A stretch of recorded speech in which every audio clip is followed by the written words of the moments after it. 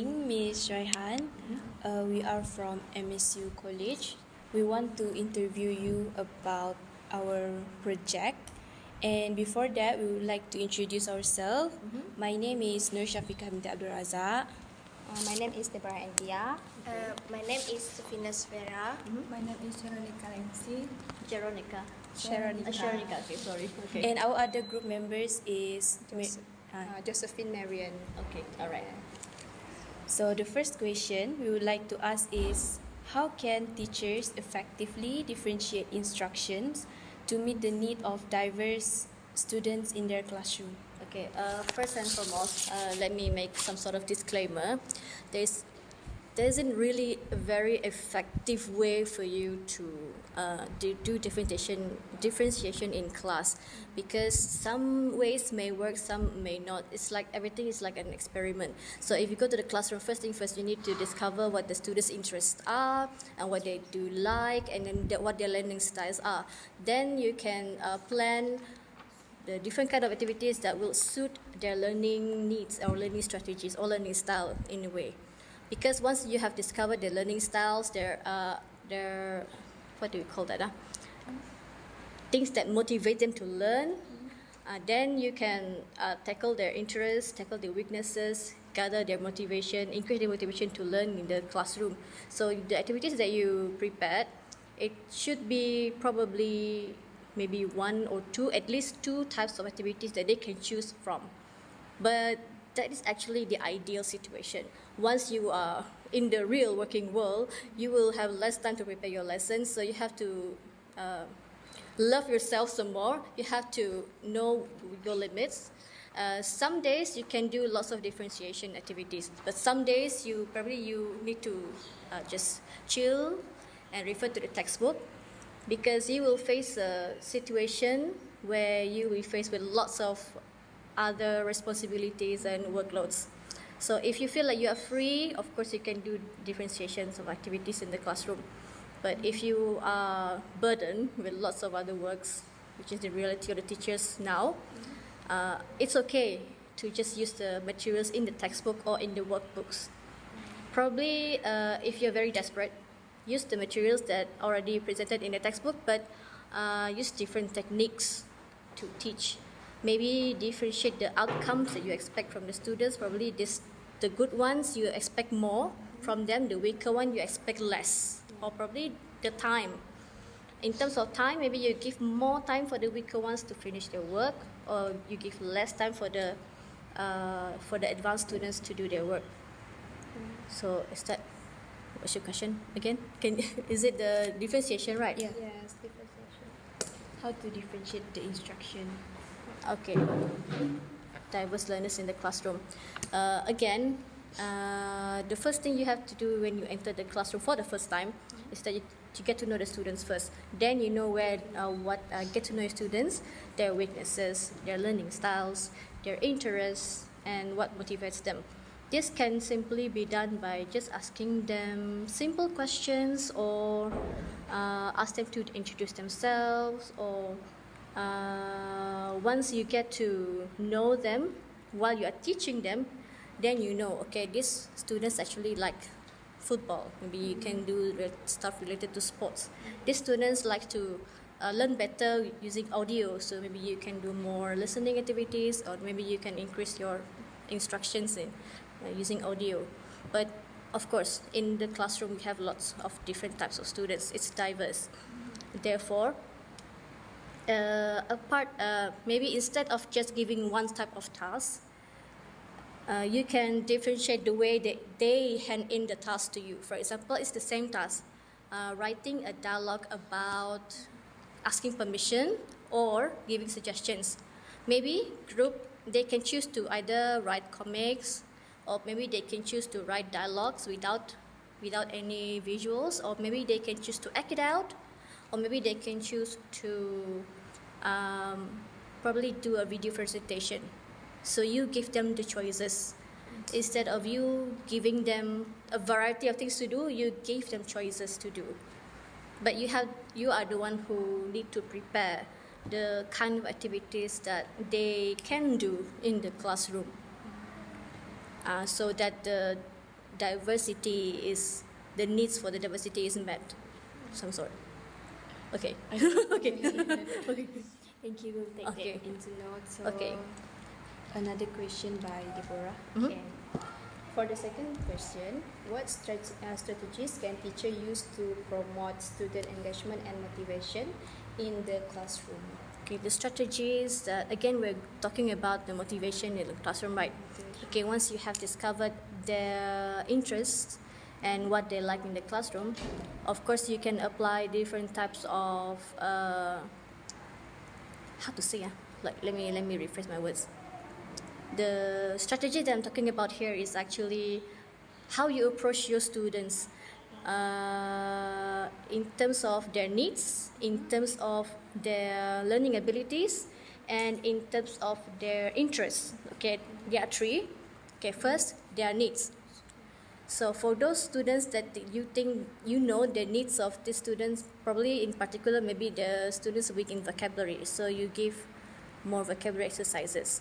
So that one is covering their basic needs.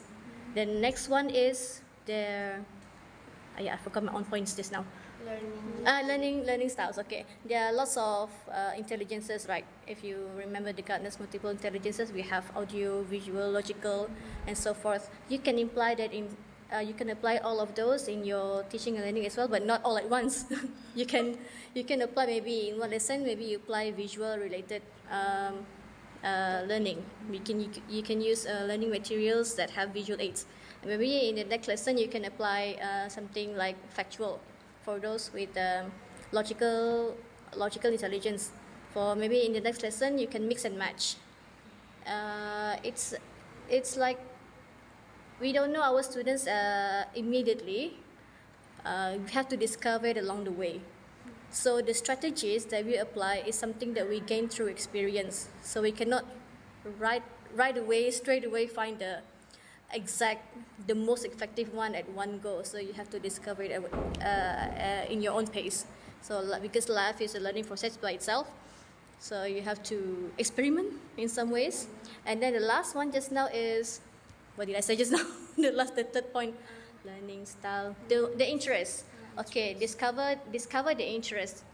But once you have discovered what your students are really into, then you can apply that into your lesson. For example, maybe some students they're into K-pop, so you can use examples like K-pop singers in your exercise. Use their names, use their experience, use their biography, turn it into a reading exercise. Anything.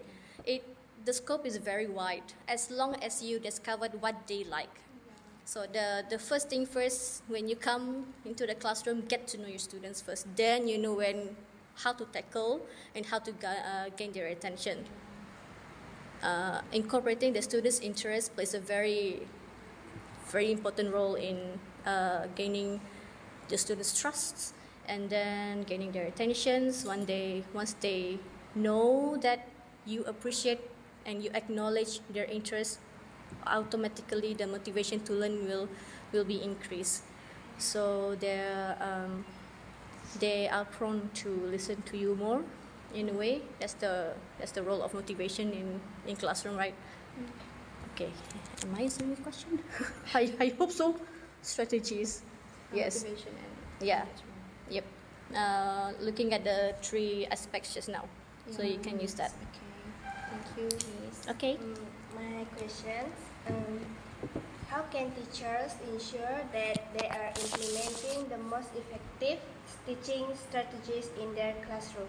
Okay, to have the most effective teaching strategies is like a very ideal situation. We will not be able to gain that. However, we will try to discover the most suitable teaching strategy that meets your students' needs instead. Okay, along the way, you will try this and you will try that. So it's actually up to you and your students, because you don't know what kind of students you have. Maybe she will have a different type of students. You will have maybe the advanced one. You will have the lower ones. Therefore, you need the skill to adapt first. Once you get to know your students, then how can you rephrase this in a proper sentence? Just now, ensure the most effective learning strategy, right? Okay. For example, in the weaker class, you find that your students they can handle simple tasks rather than the broken down tasks rather than the advanced ones. So you go for the simpler ones. It all depends on your students' ability. Okay, look at their ability first. If your students are weak, you cannot apply very taxing tasks on them. You have to apply simple ones. So probably, maybe one lesson, maybe for advanced student, they can complete it in one day. For the weaker one, you can spend 2 or 3 days. Break down the task into simpler steps that they can follow.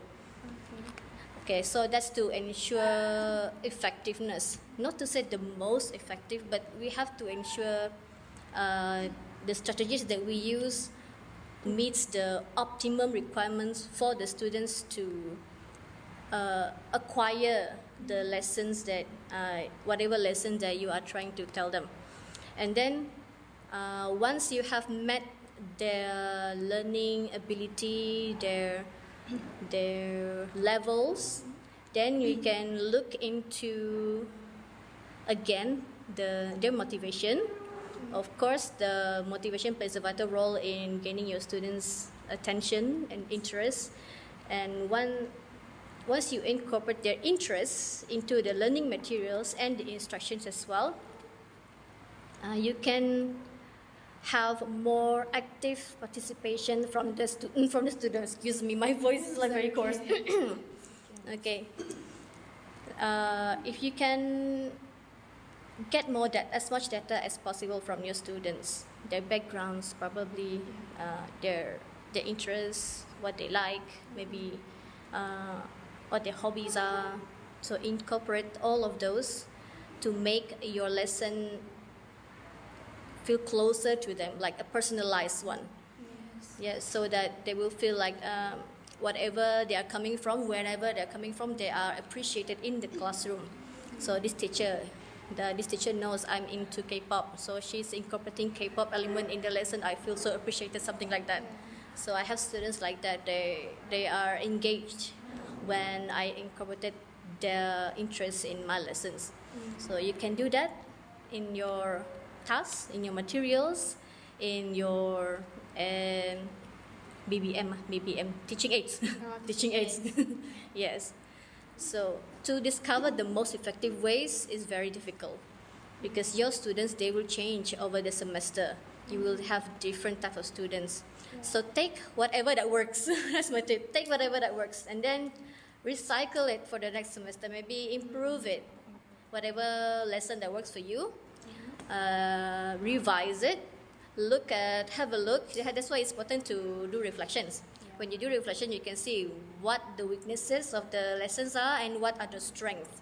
The most important thing is the strength that you have to look into. You can recycle, you can take what's good, improve what's lacking, and maybe for the next class you can do better. So probably that, for me, that's the most effective strategy for you to improve as a teacher. Yep. Okay, that's it. Okay, for my question is what strategy can teacher use to create a positive and inclusive classroom culture that promotes student learning? Okay, to promote students' learning, which have inclusivity. I forgot the word. In the classroom. I don't want to repeat, but this is actually necessary. Of course, your students' interest and motivation, it plays a very important role to make the students feel they are included in the lesson. And then your students, maybe they come from different backgrounds. Maybe they have, some of them might have wealthy families, some of them might be from B40. So you as a teacher, probably you can prepare them, aid them from the not from the financial aspect, but maybe from the material wise. Material-wise, you can provide them with papers, maybe pens, or rewards them with whatever they need that they don't have. Especially with the B40, the basic ones like pen and pencil, probably it's hard for them to get. So maybe you can play the role by giving them all of those, not just for free, as a reward, probably as a reward or as a requirement. If you need to complete this task, so you prepare the materials for them as well. For example, the mahjong paper, just as simple as that, mahjong paper, A4 paper, color papers, markers, and so on, so that it will enable them to do your task, and they will feel that they are recognized and acknowledged in the lesson as well. Sorry, what? And I have another idea, but I forgot your question. Hold on. Sorry, what's your question? Can you repeat? What strategy can teacher use to create a positive and inclusive classroom culture that promotes student learning? Okay. One more thing is that when it comes to giving your students rewards, it doesn't necessarily mean you have to give physical or tangible objects. You can also give them praises, because some students, to make them feel positive in the classroom, to get them to actively involved, it can start very small. You can just praise them. Whatever achievement that they made, even the smallest one, you can reward them by giving them praises, like, or encouragements, like, oh, well done, you have found this. You have found this answer from this textbook, which is very good, so keep it up, something like that. Words of encouragement, because probably some of these students, they don't really hear lots of these from their houses, from their at home. Therefore, we play the sort of like a surrogate mother kind of thing to instill confidence, to boost their confidence in some ways, so that whenever they come to your classroom, they will feel appreciated, they feel that they can do your lessons, they can perform, and that's the roles of giving rewards. And then rewards doesn't just mean physical object. It can come from praises, it comes from your acknowledgement.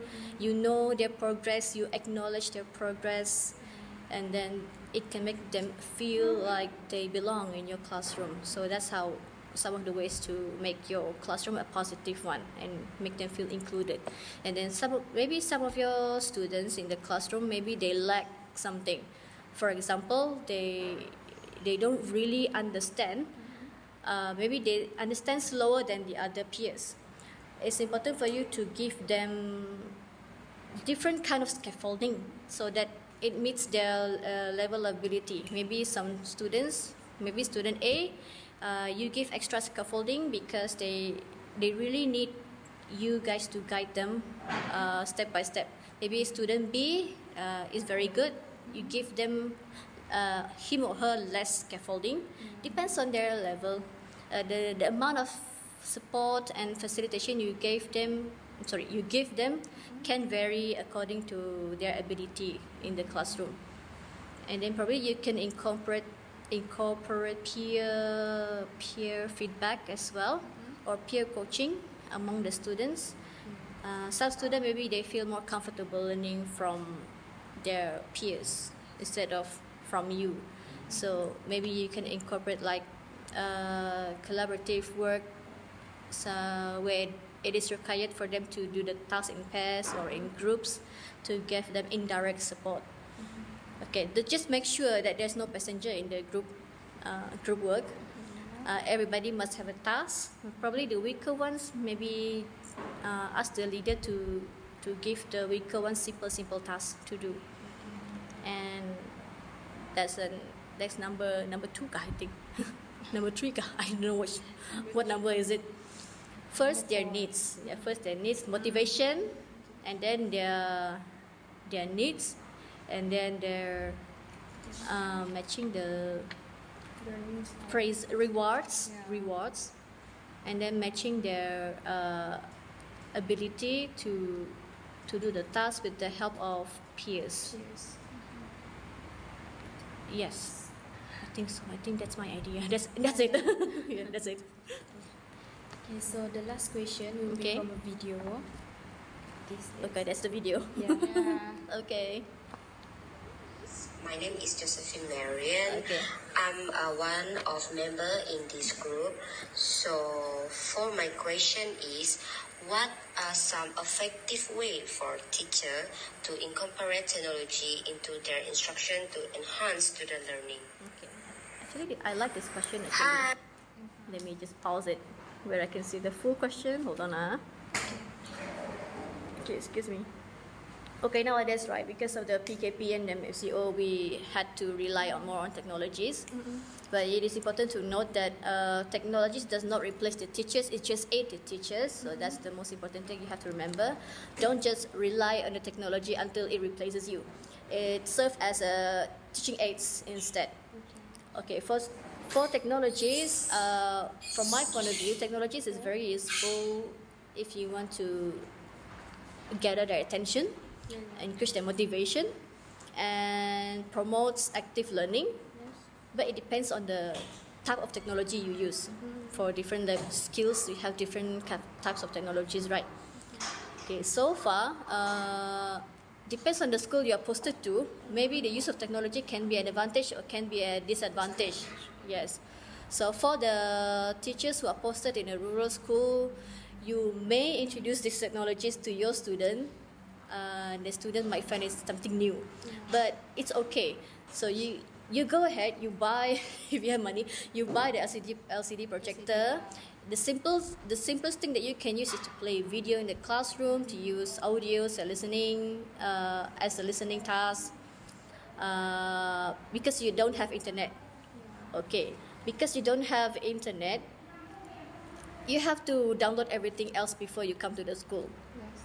Make use of the time you spend outside in the city, download materials, whatever materials you have, and have it prepared beforehand.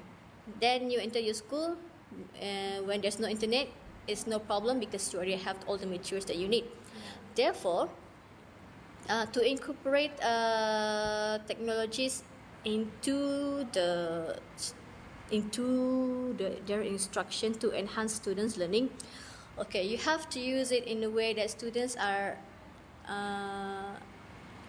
for the rural one, students are exposed to something that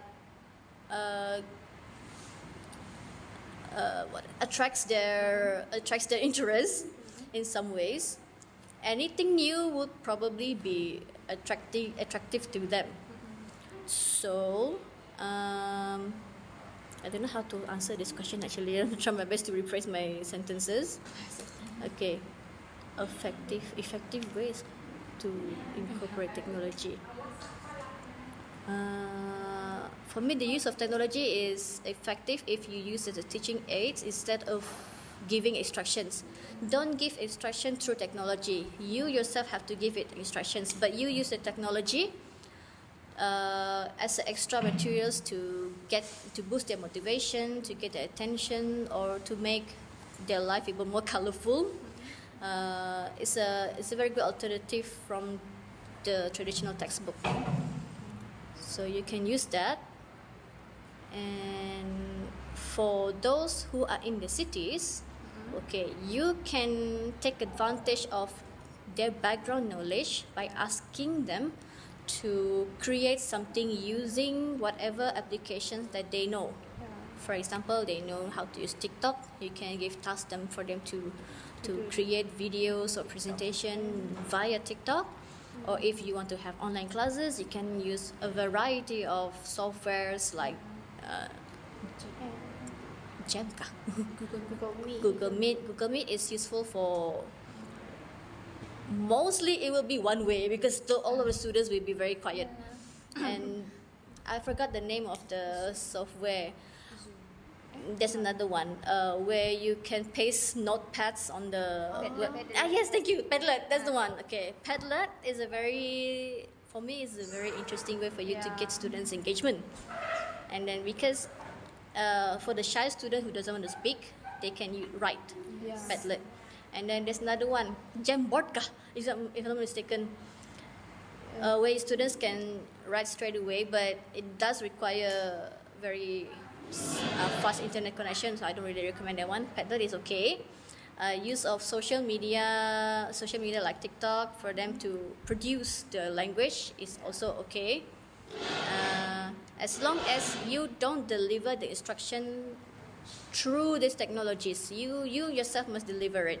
Instead of you embodying the instruction inside the materials, it will not be effective because they will sometimes miss it, they will not understand it. So teachers verbal instruction is very important for them to understand what they need to do. Whatever the task that you given them, you need to scaffold them so that they really can complete your task without any problem. Okay, let me read again the question to add more ideas.